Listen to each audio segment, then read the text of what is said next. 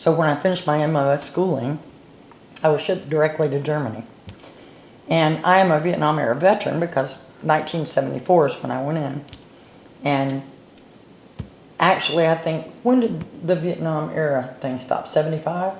Right around 74, right around that time. Well, I went in April 1st, so I'm still considered Vietnam era, even though I never was in country. But I got to Europe, and I became a battalion commander's driver. A battalion's made up of 3 companies, or ours was. I was the only female in the entire battalion. My battalion commander was a lieutenant colonel. His name was Alexander Evans. Great guy. My XO was the only black officer in not only our battalion but our regiment, or our division, excuse me, because there just weren't many black officers either. And he was a West Point graduate, a major. He was tough. He had 8 kids, and they were all there.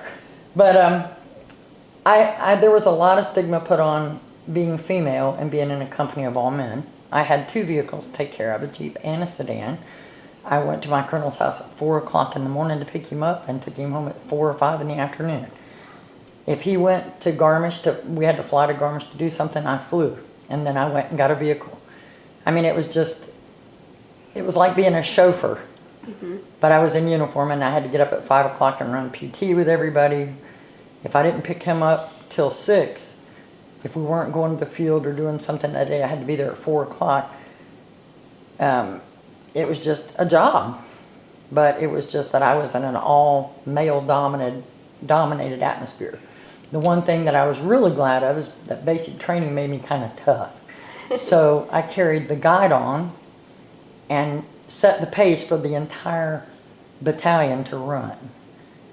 So I ran constantly. We ran 5 miles a day. We did PT every day. So I got really pretty tough. Well, USER was the European Command. And so it was a lot of brain work. But I had my regular duties too.